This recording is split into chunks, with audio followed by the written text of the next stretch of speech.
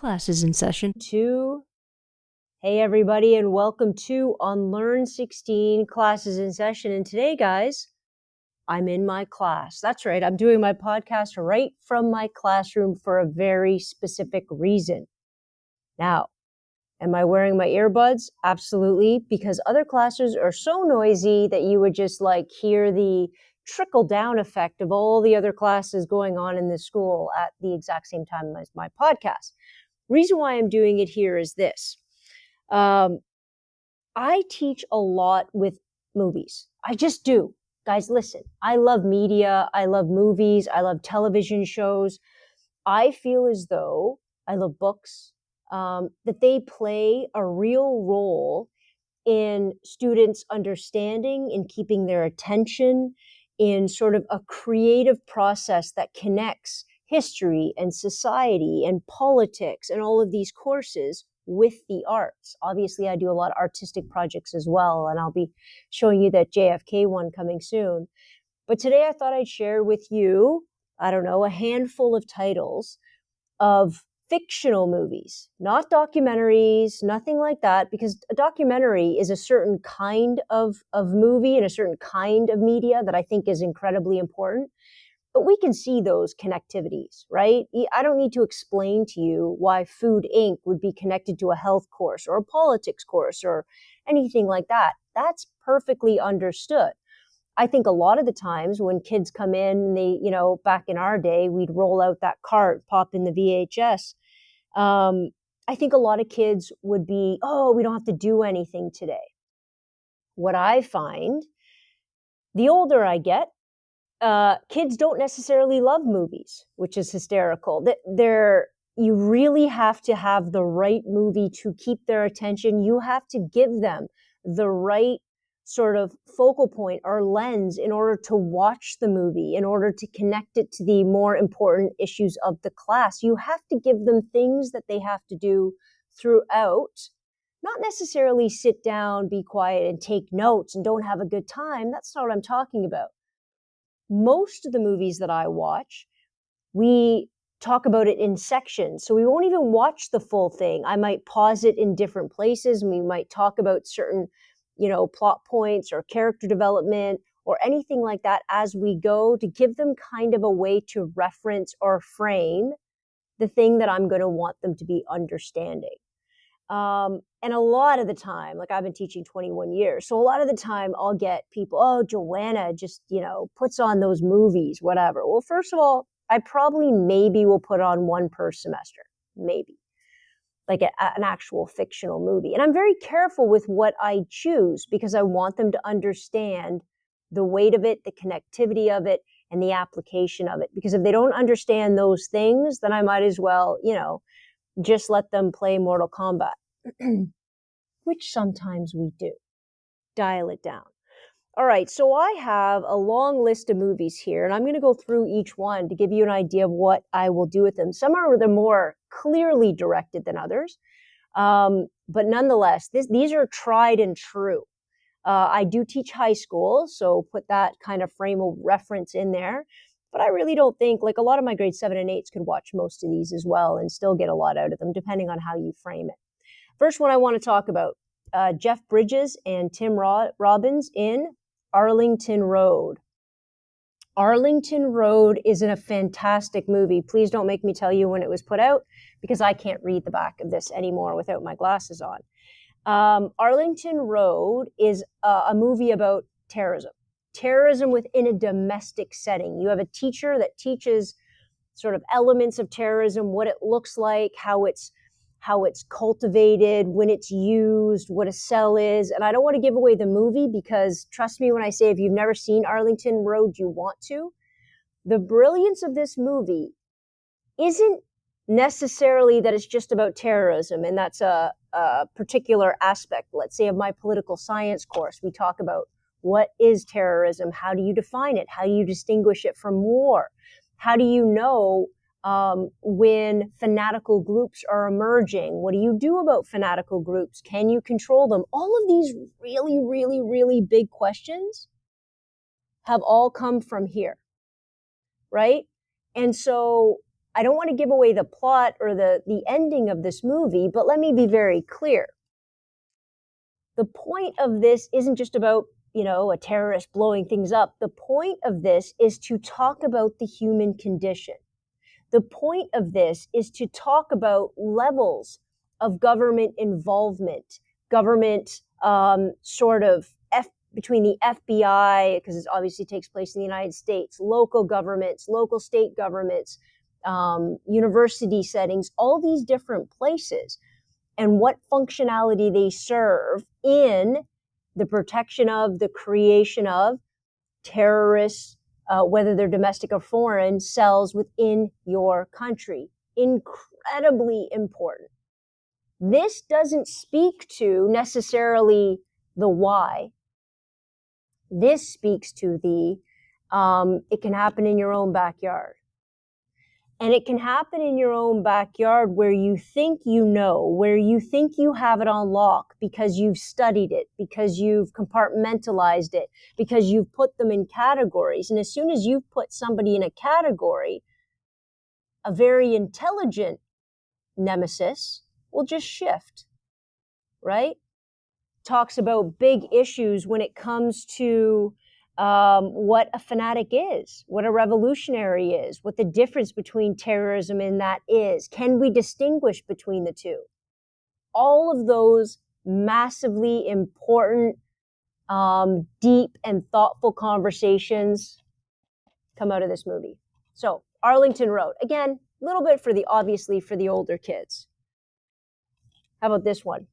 Mona Lisa Smile, come on. A little Julia Roberts. This is if you've never seen this movie, first of all, go see it. Why do I love this movie? Well, it takes place in the mid 50s to late 50s, and it takes place at an all-girls school. And Julia Roberts comes in as the new art teacher, and she comes in around the exact same era where you see a shift of art into sort of abstract Jackson Pollock kind of art. Not only is it this cool balance of this shifting of artistic perspective, but it stands as this incredible metaphor that kids just love. Number one, it's on there's something on the front end. What is art?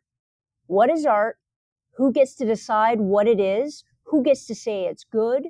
Who gets to say it is worthy of the Louvre or, the Guggenheim? Who gets to make all of those decisions? So that's important. Why is art powerful? That's also incredibly important.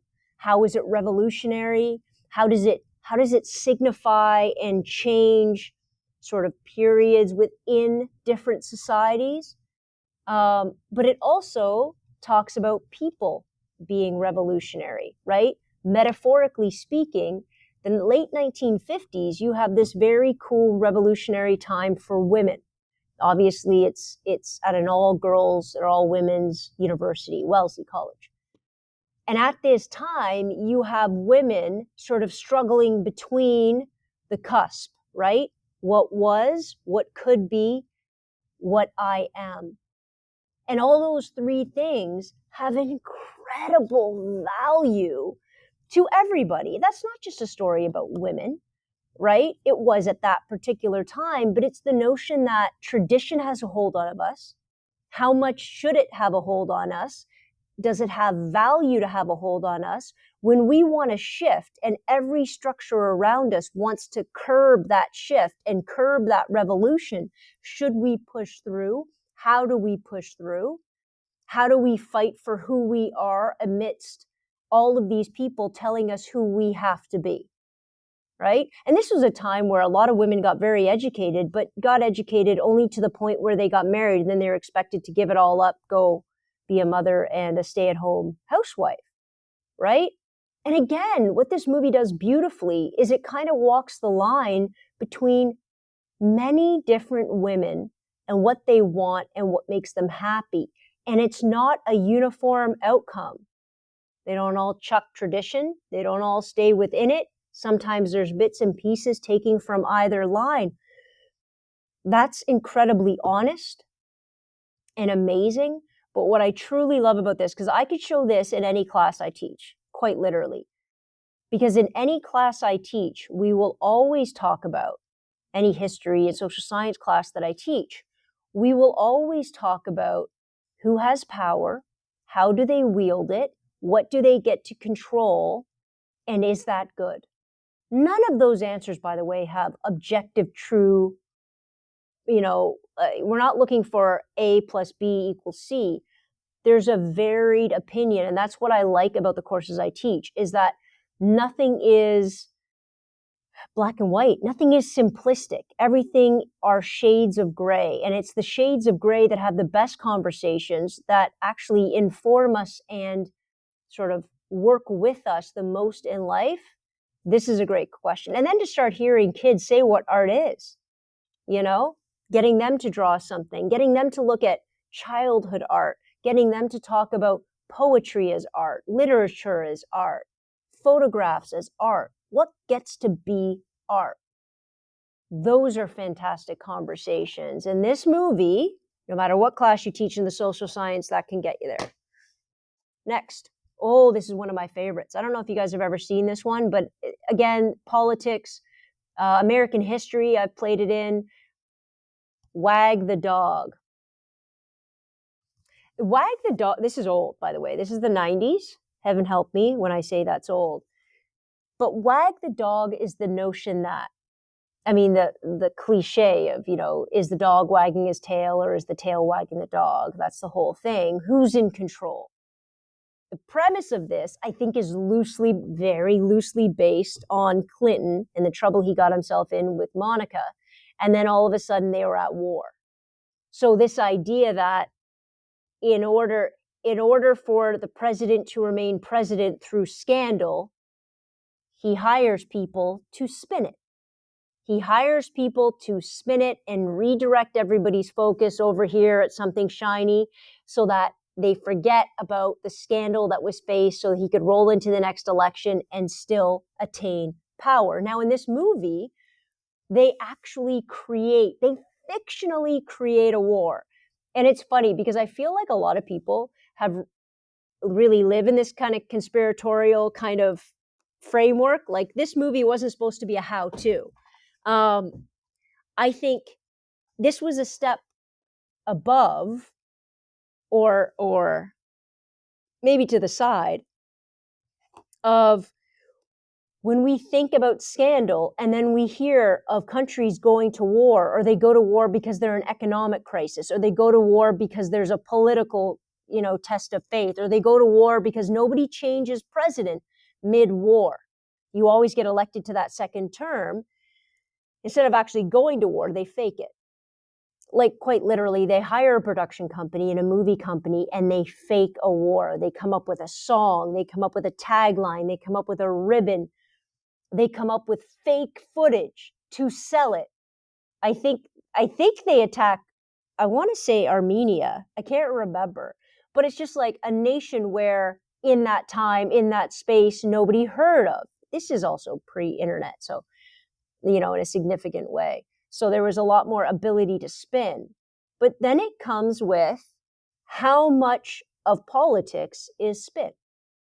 And today, this might seem redundant because we talk about it so much.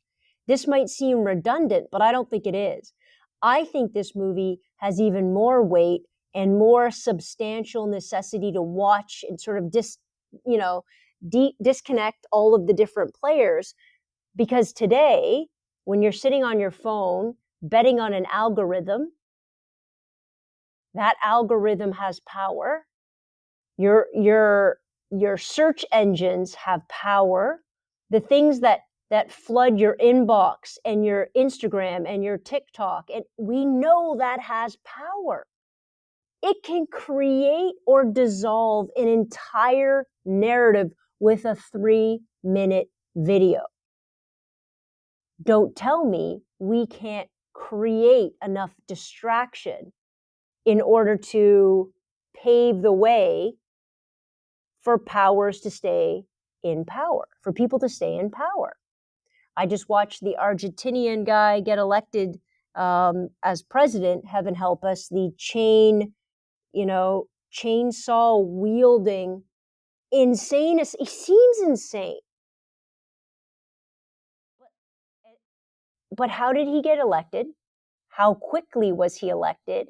And under what auspice did he get elected? Because I have a feeling, as I've heard a lot of his banter, granted I've had it interpreted, I have a feeling he's very reminiscent. Well, I know he's very reminiscent of Trump. Trump was one of his first congratulatory statements. Trump very beautifully started talking about fake news.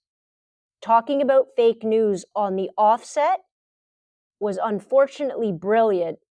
Unfortunate for us, fortunate for him, because then he gets to be the dictator of what's real and what's not.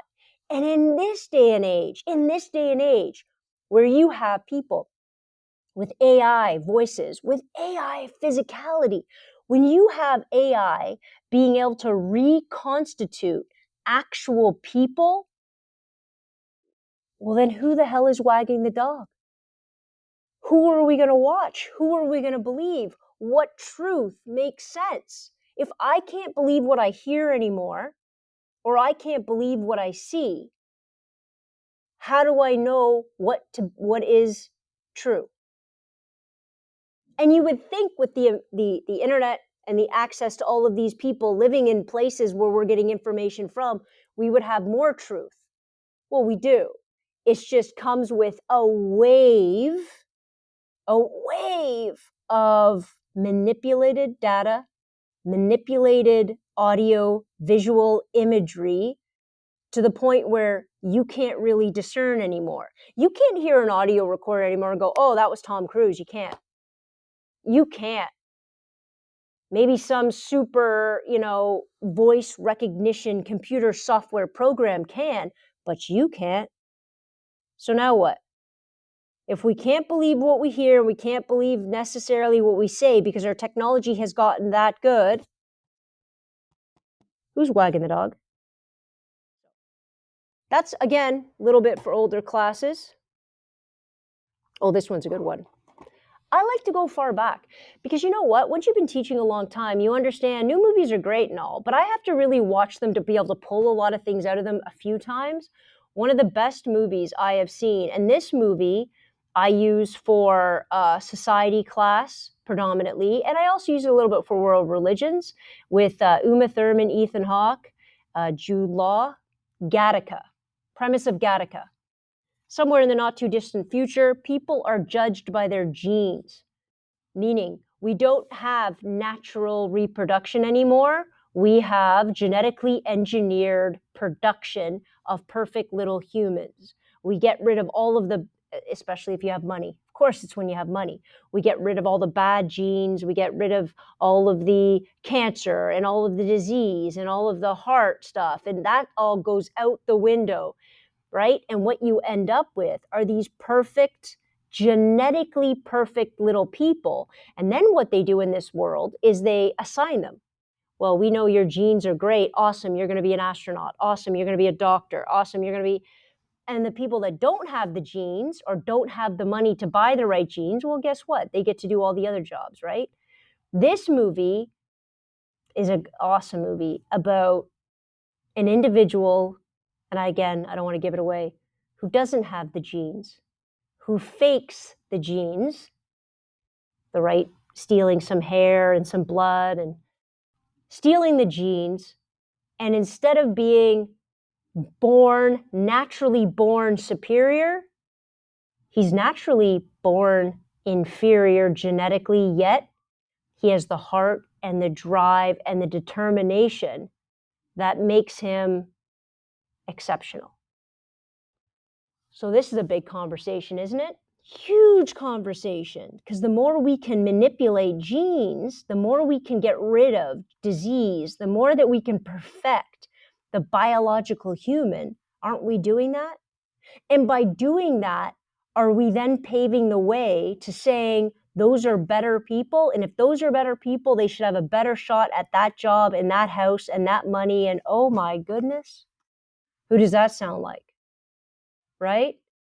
Absolutely insane. And then you talk about something that's different than the musculature you're born with or the natural intelligence you're born with, because there's something about humanity and there's something about people that is more about the drive they have rather than the just pure talent they were born with. And you guys know this because everywhere you look around, I guarantee, and this is a great conversation for teenagers and elementary school kids to have, you see kids that have the talent, the gifted talent to do amazing things. What do they do with it? Do they work hard? Do they push themselves? Do they force themselves to excel? Some may, but a lot don't. A lot rest on that. They rest on the fact that they're naturally gifted. They rest on the fact that they were given certain attributes: height, strength, skill, coordination, intelligence. They rest on those facts because they can sail through whatever basketball camp, physics program, music, whatever, music functionality or whatever, that's not the right word, but whatever they've put themselves in, they're so above and beyond everybody else, they just decide to roll with that. And what does that say about us? And what does that say about the possibility that imperfection actually is what produces greatness? And guys, make no mistake, you start talking about how imperfection could be the road to greatness to kids, to students, you will never have more of their attention ever, because every single one of them feels that, because nobody is perfect, but every single one of them feels that, right? What an amazing conversation. This gets into science. If I taught biology, I talk about the genetics of it. I talk about how far, and I do talk about how far IUI and IVF has come, and how they actually rank embryos when you do IVF. You get 8 embryos, they're ranked. They get a grade, quite literally, a letter grade. And that's how you decide which ones to implant. But that does not mean those are the ones that are going to lead to do great things just because genetically they were created to be superior. Anyways, Gattaca, great conversation, great movie. This is a classic. A lot of people have seen it. A lot of people have, you know what? A lot of my kids now haven't, so it's nice. It's coming full circle. Dead Poet Society, Robin Williams. The reason why this is kind of like, I guess part of me sees this as a similar movie in some ways, in some fashion, to Mona Lisa's Smile. But obviously this is talking about, in a very traditional world, how poetry, which, let's be honest, still to this day has been tossed by the wayside in favor of mathematics and science and business courses to make money and change the world and get rich and blah, blah, blah, blah, blah, right? Whereas poetry kind of gets chucked. What are you going to do? The amount of times I hear, what are you going to do with that degree, is absolutely asinine, right? This is one of those movies that sort of highlights the connectivity that people have to the written word, to poetry, if given the option, right? It also talks about that level of passion, what's in your heart, similarly to Mona Lisa's Smile. It talks about the pressures of your family and the pressures of structure and institution on who you're going to be and what you're going to be, and all of those same ideas. But it really tackles the idea, I think, that no matter who you are, no matter what you're going to do, no matter where you come from, that the ability of the human mind to be connected with things that are beautiful is essential. Absolutely essential. And the day we start to strip that, because I still think we're doing it today, right? We constantly undervalue the humanities, constantly. And as we strip that away from people and turn them into little capitalist machines, we strip away their humanity. We strip away What could make a holistic person? I'm not saying don't be a scientist, a mathematician, a business person. I am saying don't put down Keats. Keep writing. Keep connecting with a part of yourself that is artistic, that is emotional, that is emotionally connected. These are the parts that make us human. These are the parts that we leave behind and wonder why at 45, 50 years old, we're not happy, we're not fulfilled, we don't feel connected. That's why. Because we've been chasing a singularly wrong thing. We haven't kept the whole person. And I think arguing what that whole person is pretty powerful, because a lot of kids want to take over their family business. Amazing. That doesn't mean you have to stop playing the guitar. It means you do both. And you do both so it works for you and it works for your family, but you do both because they're both a part of you and they're both going to build that sense of self. Oh, listen, I know this one's based on a true story, but it's still fiction, and it has probably, in all fairness, the best soundtrack I've ever heard. Remember the Titans. But a school in Texas, a football team, I'm a sucker for a football team movie, make no mistake. Football team in Texas, one of the first desegregated schools. High school football team, the school gets desegregated, the football team gets desegregated. How they work together, how they overcome this, how they get to know each other, how they do it all in a town that wants to tear each other apart is absolutely amazing. It's amazing. And football gets to be a thing in this movie. I mean, I do love a solid football movie. But the metaphor is easy, and the metaphor is really, really simple. And when I look around my classrooms and I see the diverse student body sitting in them, which is amazing, what makes for true education, what makes for true learning and unlearning of prejudice is sitting in the same room, having the same goals, experiencing life together with many different nationalities, with many different ethnicities, with many different languages and cultures and identities, all of it. The more people you can surround yourself who are different, the more impressive you will be, the more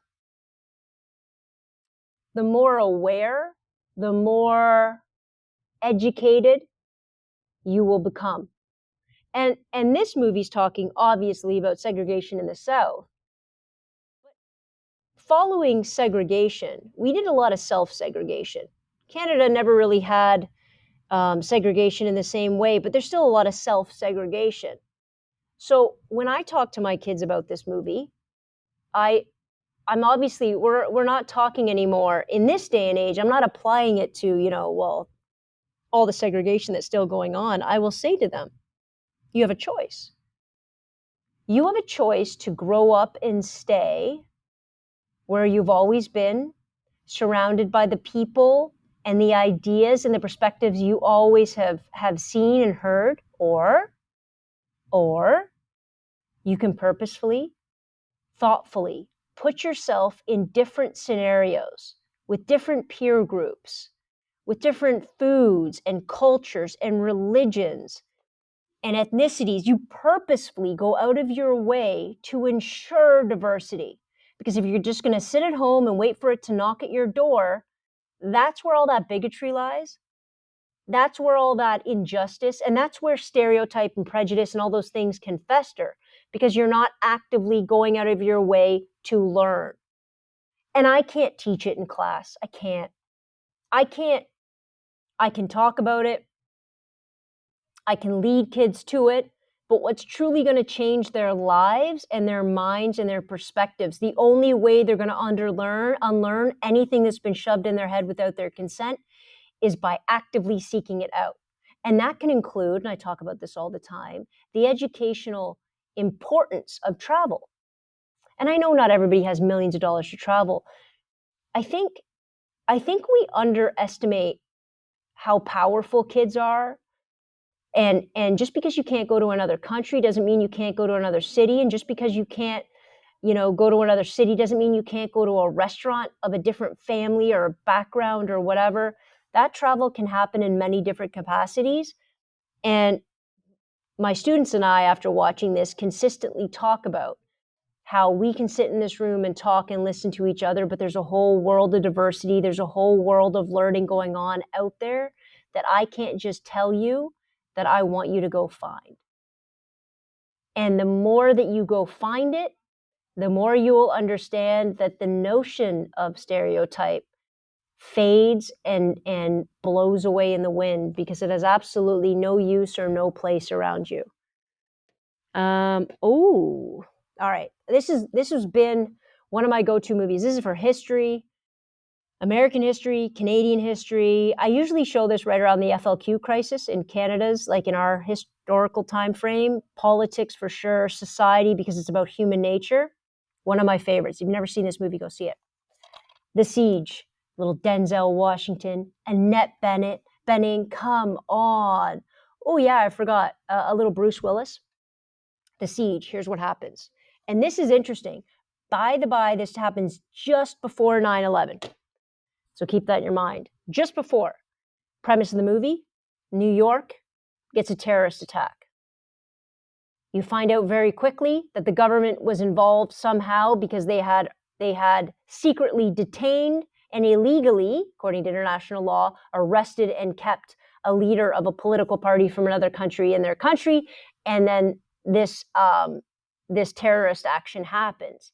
Now that's the beginning. Do you think there's somebody in on the government that's like, listen, I know what's going on with the whole Afghanistan thing. Let's just pre-write the movie right now? The difference between 9/11 and this movie was 9/11 happened on one day. And it rolled into the Patriot Act, and it rolled into a huge war, not just one war, but two wars. So the fallout was just incredibly disastrous. In this movie, it's not just a single terrorist attack. New York gets hit a few times.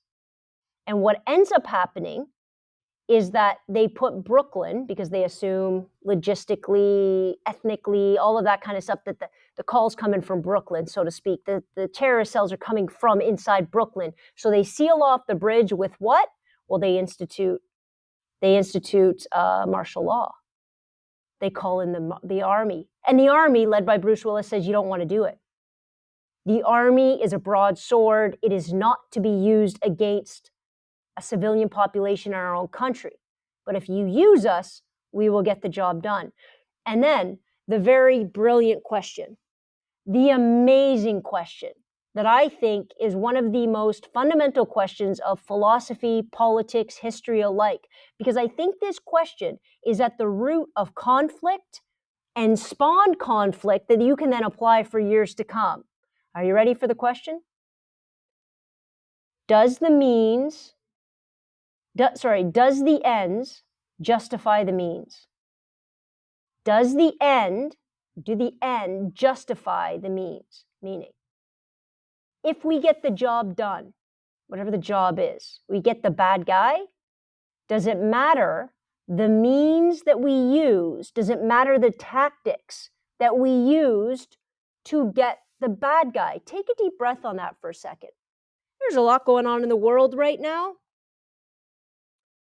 Do the means justify the ends? You want a brilliant conversation? Ask that question to a bunch of 16-year-olds. Let them apply it to their lives. Let them apply it to more mundane circumstances. Let them apply it to what parents should be allowed to do. Let them apply it to what teachers should be allowed to do, what they should be allowed to do. And then let them gradually, slowly, start thinking and applying it to bigger issues of state and of colonization and of expansion and the creation of empire and the creation of capital and the building of a fortune. You want to know how smart teenagers are? Lead them down that road. Don't tell them the answer. And by the way, who the hell knows the answer? That's the brilliance of these questions. These questions don't have a finite answer. And anybody who thinks they do, in my opinion, is either trying to control and manipulate to gain power or is too simplistic to understand the question. These are big questions that apply to everything. Because it's never just about country A versus country B. It's never just about the narrowly defined specifics. It's about human nature, and it's about our preset defined level of morality and application of morality to any given situation. And in my opinion, we then roll right into the hypocrisy of the application of this. Because I'll tell you what, the ends certainly tend to justify the means when it's you, your country, who sits on the winning side. If you're sitting on the winning side, the ends did justify the means. If you're sitting on the winning side, nobody ever questions the means you use to get there, because you have all the power and you have all the control of the back end. That's the question.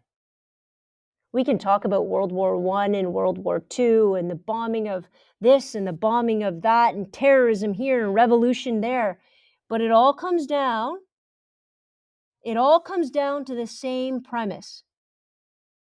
Do the ends justify the means? And, bigger question, what end are you looking for? So, when people say, Joanna, you can't use movies to teach class, I say to them, you've never watched the right movie, or you've never spent enough time trying to understand the depths and the application and the intelligence of students to be able to understand these questions and really delve into some of these bigger issues. And when you say, well, there's no answer, Joanna, how are you supposed to mark on that? You're not supposed to mark on the answers. You're not supposed to grade them on the answers. Because if I was grading the world on their answers, we would all fail. I will grade them on their thought, on their critical analysis, on their ability to draw conclusions from many, many, many different sources, and their ability to sit in a room and discuss it and listen to different perspectives and understand how all of those things intertwine and run the world we live in. That is education, that is teaching, and that's exactly what learning looks like. So, until the next time, guys, go watch a few movies. I'll see you next Tuesday. Same bat time, same bat station. Dismissed.